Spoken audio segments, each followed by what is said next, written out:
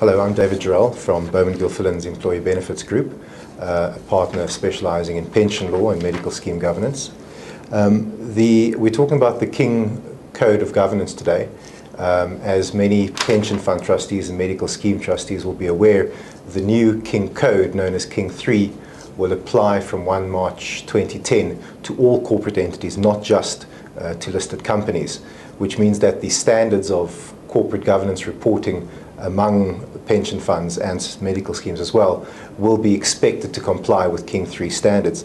Trustees of pension funds will be aware that the King Code has always been a standard against which to compare governance standards, but in a sense it has been not as relevant as it has been to companies because of the existence of standards of reporting from the FSB and from the Council for Medical Schemes, for example, PF Circular 130. So what changes? Really, what changes when King 3 comes into place is that certain expectations may be raised and awareness of corporate governance and reporting will be raised among the members of medical schemes. Many of the principles and developments in the King Code are familiar to trustees already. For example, issues such as awareness of stakeholders other than shareholders in organizations, the so-called codification of fiduciary duties, which has happened in the Pension Funds and the Medical Schemes Act, but which hasn't been a feature of the Companies Act to date. Now, as you know, in the pension fund environment, certainly that codification has been held not to be a codification in the sense that the old fiduciary duties are replaced. They're simply made clear and expressed, and if anything, they're additional duties under the new legislation.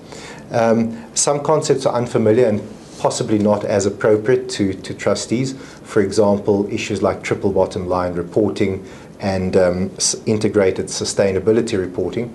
However, certainly in bigger funds where the impact of those funds' investments in society may well be significant, those funds could expect more of an increase from their memberships and from other stakeholders in fields such as shareholder activism. In other words, the funds coming under pressure to use their investment weight to influence the activities of the companies in which they hold equity, as an example, and also in the field of socially responsible investment more broadly. Now, the emerging governance trends which are picked up in the King 3 Code, which are also of interest in the pension fund and medical environment, are, among others, mediation as a form of alternative dispute resolution. The King 3 Code suggests that bull-headed litigation, the way we've always known it, may not be the right way to go.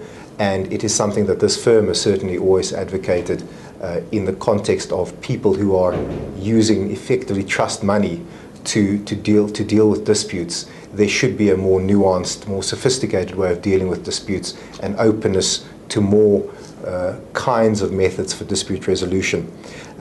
Risk-based internal audit as opposed to compliance-based internal audit is also something with which pension funds and medical schemes will be familiar.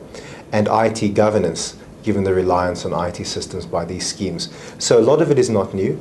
A lot of it will just have a slightly different angle, slightly different focus, and we foresee that much of the impact of King 3 on boards of benefit funds will come largely from a greater awareness among membership, and especially among larger funds, a greater sense of the ability of those funds to impact on shareholder activism and socially responsible investment issues.